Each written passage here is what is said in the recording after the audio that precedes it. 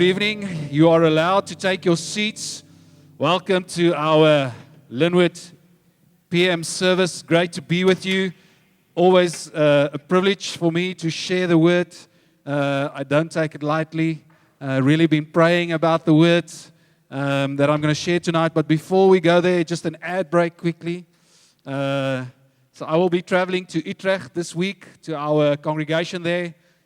Spend some time doing leadership training and also helping them with the strategic planning. I will be preaching there next Sunday, so if you don't see me, please don't text me or WhatsApp me and ask me, where are you? I've left the world. I've left the country, not the world, I've left the country. I've gone to a different world. And so back to reality, back to tonight. Whom of you did not receive a chappie tonight? All right, just keep up hands, scan with the host quickly. Is there chappies left? There must be chappies left. Where's the host? Oh, don't worry, just leave the chappies. You came late, chappies was handed out at the door. You missed it. For those that did get a chappie, please, hopefully you did not throw away your wrap, the paper. Just take it quickly. Chappies. There's supposed to be a chappie link behind me also, not that beautiful face. There we go. And so here's the thing. There's always fun facts at the back of a chappie paper. I don't know if this generation actually knows chappies, but we grew up with chappies. Do you still know chappies, Linky? Great. All right. Okay. And so I want to share some fun facts with you tonight from my chappie wrap. It says the following, if I can see. Maybe just turn it around the right side. Where's the lights? It says, did you know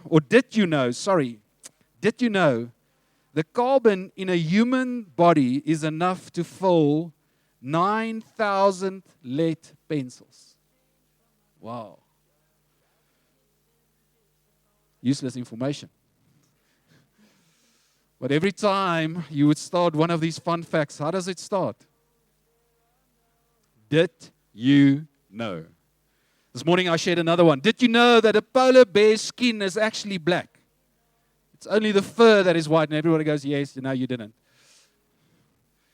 And so I thought, so if you shave it in lines, we can create our own Atlantic zebras in the form of polar bears. Did you know? Did you know that today is most probably the most important day in the history of the church?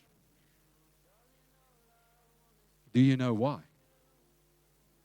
We know, because Gideon gave my first answer away, we know the day is Pentecost. But why is it the most important day in the history of the church? And so you can open your Bibles with me to the book of Acts, Acts chapter 2. We're going to read together from verse 1, Acts chapter 2. And we're going to look at answering the question tonight, why is this day the most important day in the history of the church? Verse 1, when the day of Pentecost came, they were all together in one place. That is, all the disciples, the apostles, it was about 122, if you go and read Acts, of 120 people gathered together. Suddenly a sound like the blowing of a violent wind came from heaven and filled the whole house where they were sitting. They saw what seemed to be tongues of fire that separated and came to rest on each of them. All of them were filled with the Holy Spirit and began to speak in other tongues as the Spirit enabled them. Verse 5. Now there was staying in Jerusalem God-fearing Jews from every nation under heaven.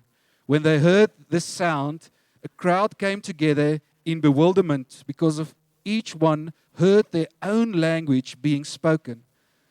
Utterly amazed, they asked, aren't all these who are speaking Galileans? Then how is it that each of us hear them in our native language? Persians, Medes, Elamites, residents of Mesopotamia, Judea and Cappadocia, Pontus and Asia, Phrygia and Pamphylia, Egypt and the parts of Libya near Cyrene, visitors from Rome, both Jews and converts to Judaism, Cretans and Arabs. We hear them declaring the wonders of God in our own tongues. Amazed and perplexed, they asked one another, what does this mean? And so tonight, my topic for the sermon is the following. What does this mean? And I want us just for a few minutes to imagine ourselves being part of this crowd. And we are looking amazed and perplexed at one another and saying to ourselves, what does this mean? And so with this question in mind, we're going to look at 3 topics from this passage. We're going to look at Pentecost. What does it mean? We're going to look at the tongues of fire and other tongues. What does it mean? So I'm going to jump right into it with the first question. And so just imagine you're standing there. There's this crowd alongside you, people from different tribes and nations. And you are hearing the apostles and the disciples speaking. And some of them speaking in your language. And you are there because of Pentecost. But something different is happening. So what does this mean? What is the meaning of Pentecost for us as Christians? And so Pentecost, the word Pentecost literally means 50. The number 50. That is the meaning. And so it refers to the day that Jesus rose from the dead, that last Sunday, the last Sabbath of Passover, 50 days up until Pentecost. And so it refers to the time period from the last Sabbath of Passover, where Jesus rose, until Pentecost. That is the meaning of Pentecost. And for the Jews, Pentecost was a coming together. It was one of the 3 main Jewish festivals they upheld every year. The Feast of Weeks, which was celebrated at the end of the grain harvest. And during this time of feast, of the grain harvest coming in, celebrating God's provision, they also commemorated the covenant which God closed with Israel at Mount Sinai. The covenant that God stepped into between him and Israel at Mount Sinai. And in that time, we know it was also where God gave Moses the laws, the 10 commandments. And so here's something that we need to take note of. Jews are all together, different tribes from all over the world, busy celebrating the Feast of Weeks, but also remembering the covenant God closed with them, God entered into with them, remembering that God gave the law on Mount Sinai to Moses. But all of this on Mount Sinai took place 50 days after Moses led them out of captivity from Egypt. 50 days from the Passover in Egypt, where Israel was instructed to take a lamb, the blood of a lamb, and to paint it on the doorpost, the wooden doorpost, for the angel of death to pass the house. Whenever you had the lamb blood on the outside of your door, on the doorposts, the angel would pass. And so from Passover, 50 days later, they find themselves at Mount Sinai, where God enters into a covenant with them. And we see, you can go and read about it, God comes down, there's thunder, strong wind blowing, and a cloud of fire that hovers over this mountain. Actually looks like the mountain is burning. And it's here where God declares to his people, I will be your God, and you will be my people. And the giving of the law was to teach Israel how to be God's people. Now, I don't know if you know anything about mountains. I definitely have not seen Mount Sinai. But let's just imagine we're in the crowd. Let's just think of Cathedral Peak. We're in the Drakensberg. Can we do that for a moment? This huge mountain. You can actually hear God speaking, Exodus says. And there's fire. Just imagine the awe. Just being present there. Standing there and experiencing all of this. And yet, amidst the fire, amidst this amazing scene, amidst the law that is given to Israel, we see how Israel, whilst being at Mount Sinai, whilst God is busy speaking to Moses, they rebel against God. Blows my mind. And what they do is they make for themselves a golden calf, one of the gods of Egypt, to worship. And that leads to 3,000 people dying that day. Moses comes down and he sees what is busy happening, and he instructs the Levites. Levites are the people that work in the presence of God in the temple and the tabernacle. In our day and age, Levite, all the Levites here in the front. People that work in the temple in God's presence. And so Moses instructs the Levites to go out and to kill Israel. And approximately 3,000 people die on that day. 50 days after Jesus, the Lamb of God, rose from the dead, we see God descends in fire again. This time not onto a mountain, but onto people. And so the crowd goes, what does this mean? What does this mean? We have Mount Sinai, and here we see a similar picture, 50 days. What does this mean? And so we need to understand that at Sinai, the law came and it revealed sin, and approximately 3,000 people died that day. The fruit of sin is death. Sin leads to death. But on Pentecost, we see the Holy Spirit comes and He brings grace.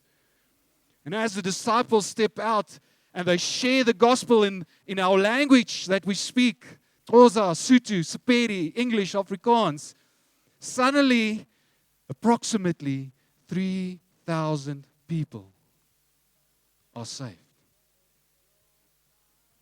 The old covenant, because of sin, because of the law, 3,000 people died. And here we see 3,000 people being saved. Let me read it to you. In Acts 2, verse 41. And those who accepted the message were baptized, and about 3,000 were added to their number that day. Why is this so significant? Apart from the obvious fact that through the Spirit and through grace there's life, we see the birth of the church. 3,000 people suddenly added to 120. Boom, we have the first church. Why is this the most important day in the history of the church? It was the birth of the church. And so with the outpouring of the Holy Spirit, we see a reversal of Mount Sinai, of what happened at Mount Sinai. Mount Sinai, the law was given as a seal of the covenant between God and His people. And the law, in essence, meant the following: for Israel to experience God's provision, God's protection, and God's presence, they had to uphold the law. And through Jesus and His obedience and His faithfulness, believers like you and I can experience God's provision, God's protection, and God's presence. Not due to our performance, but because of faith placed in Jesus and the works that He had done. And the Holy Spirit is the new seal. The Holy Spirit coming on believers, coming into believers, is the seal of the new covenant that we have, that believers have in Jesus. Not written on stone tablets, but written into our hearts. Ezekiel 36, verse 27, or verse 26 says, I will give you a new heart and put a new spirit in you. I will remove from your heart of stone and give you a heart of flesh. And I will put my spirit in you and move you to follow my decrees and be careful to keep my laws. And so when we as a crowd look at Pentecost, what does it mean? It means God, the Holy Spirit, descended into believers. And He now is the seal of the new covenant that we have in Jesus Christ. We see Pentecost meaning the birth of the new church. And so for us and Jews, we celebrate Pentecost for two different reasons. We do not celebrate Pentecost because of the harvest that came in. And so as a crowd, we look at the second thing, tongues of fire. Tongues of fire, what does that mean? Verse 3, it says, they saw what seemed to be tongues of fire that separated and came to rest on each of them. In Scripture, fire is frequently used to portray God's presence. As an example, fire is used. And so we see when God shows Himself, when God meets with Moses in the desert, what happens? God appears in a burning bush. There is God's presence being revealed in fire. God leading His people, leading Israel through the desert. He does so in a pillar of fire. Again, we see God's presence. God coming into and over the tabernacle. It fills the whole area with flames of fire. And so in the temple, in the Holy of Holies, where the ark of God was, when God descended on the temple, He did so in the form of a fire on the ark. And so in all these examples I've just mentioned, what we see is God's presence being located into one specific area for a specific time. But when God, the Holy Spirit, comes onto the disciples, we see something differently happens. Tongues of fire came onto all of them. Not just the 12 apostles, everybody in the room. And so the crowd goes,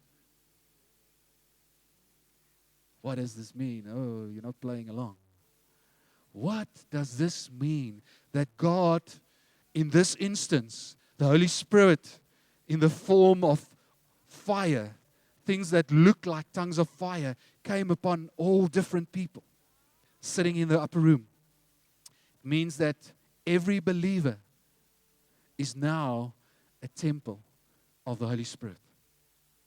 God's presence no longer is in a specific place, the temple, or on a specific person. God's presence is in all believers at all times. God's presence is in all believers at all times. You might be sitting there tonight and you're saying to me, Donnie, I don't feel like God's presence is currently with me. I am a believer. I know that I've accepted Jesus Christ, but I'm going through a rough patch, the word we received earlier. Thinking of the story of David, being anointed as king at a young age. But then we see how he needs to flee from Saul that wants to kill him. And he finds himself constantly running away. But God said, you will be king. Just imagine sitting somewhere in a desert, fleeing for your life. But yet we see how David holds on to the promise, knowing that God is with him. And so tonight I want to say to you, even though it doesn't feel like it, God's presence is with you, is in you always. Always. 1 Corinthians 3:16. Do you not know that you are God's temple and that God's Spirit dwells in you? Tongues of fire, what does it mean? For us as believers, it means that God's presence through the Holy Spirit now is in us.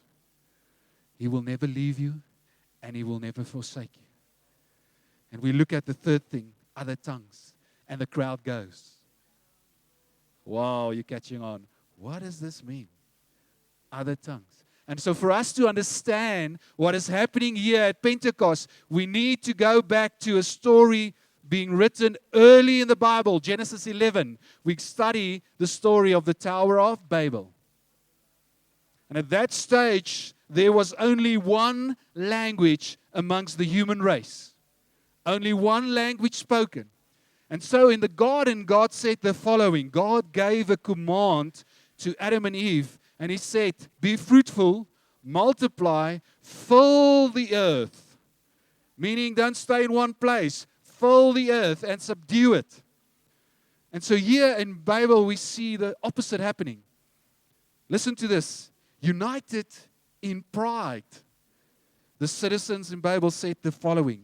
Let us build ourselves a city with a tower that reaches to the heavens. Listen to this. It might sound a bit familiar. So that we may make a name for ourselves. Whom of you would not like to make a name for yourself? Pride is most probably the worst of the worst sin. Satan became proudful. And what happened here is we see what the people does here is they sought to glorify themselves instead of glorifying God. Satan, being proud, being proudful, sought to elevate himself to the level of God. Sought to glorify and raise himself to the level of God. Exactly what happened here in Babel. They wanted to build this high tower to reach the heavens, to elevate themselves to the same level as God, to make a name for themselves, to be gods. And God intervened. The graceful, merciful God intervened. In that moment, God could have wiped clean the earth. But again, He shows that He's merciful and He gives them grace. And how does He do it? He confuses them by giving different languages. And so the bricklayer could not understand the guy that was busy mixing whatever they mixed. And so they couldn't speak to one another. And so God used the confusion to scatter them. That which He originally set to them to do, He scattered them. And so what we see, the outcome of Babel is the following. A disunity, fragmentation, a broken community. Out of sin, we see a broken community. Out of sin, we see disunity. And when the Holy Spirit descends on the disciples at Pentecost, and they stand up and they start preaching the gospel, the people, the crowd, us standing there, suddenly hear the gospel being preached in a language that we can understand. At Babel, languages became a curse that divided. But at Pentecost, languages became a blessing that unites. Suddenly people, different races, different languages, being divided because of languages and race and nationality, being united into a new unity, being united into the body of Christ. And so at Pentecost we see languages becoming a blessing. What does this mean? The crowd says. What does this mean? You see, what happens here is more than just a miracle of speech. It is the birth of the mission of the church.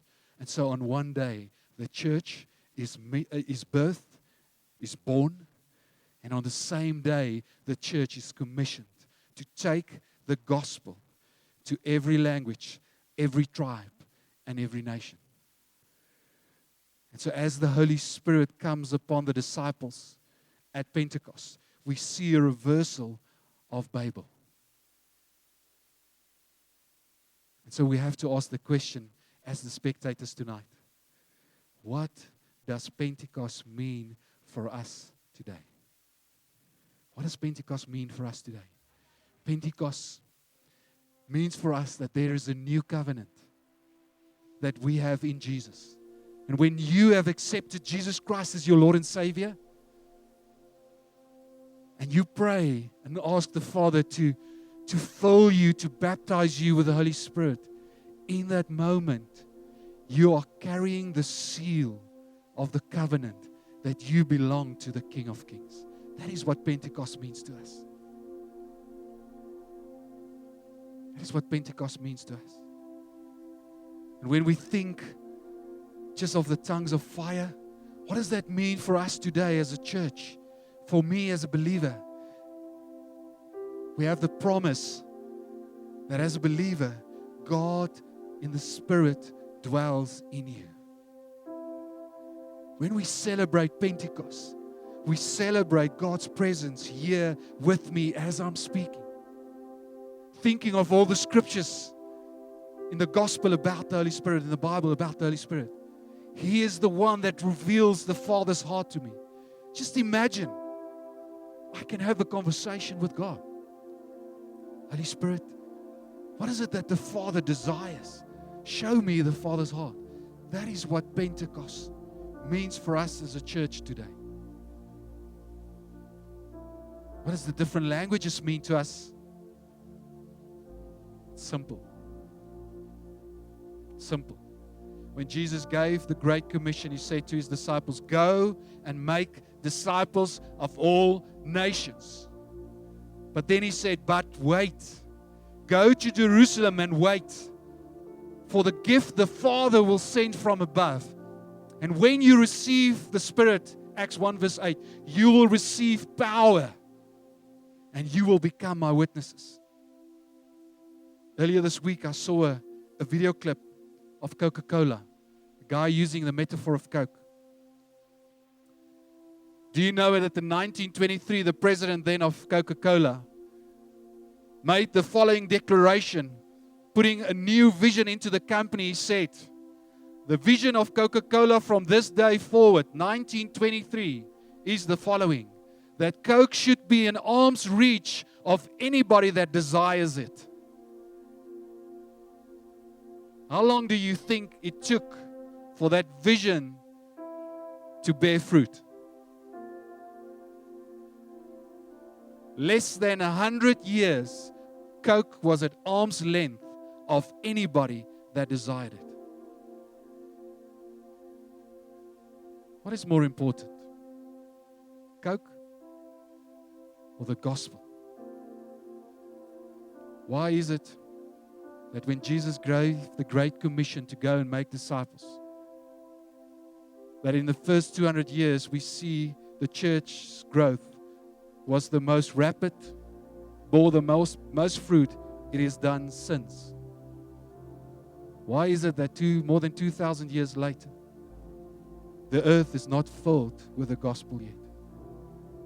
Is it maybe because we are still busy building towers to elevate ourselves, to make a name for ourselves? But for the sake of the world, Father, I will lay it down. Really? Maybe you just need to go and spend some time tonight. Be honest with yourself. Maybe we are still, as a church, busy building towers to elevate ourselves, sought to glorify ourselves. We are such a great church. Instead of giving glory where glory is due. So thinking back of Pentecost, we see Peter standing up and giving this amazing sermon. The same Peter that more than 50 days ago, 52, 53 days ago, during Passover, denied Jesus 3 times. The same Peter is the one that is standing up, proclaiming the gospel boldly. 3,000 people coming to faith. What happened? Same thing you and I can experience when we ask the Father to baptize us with the Holy Spirit. Same thing. Listen to this verse in Acts 2 verse 38. Peter's words, repent and be baptized, every one of you, in the name of Jesus Christ for the forgiveness of your sin, and you will receive the gift of the Holy Spirit.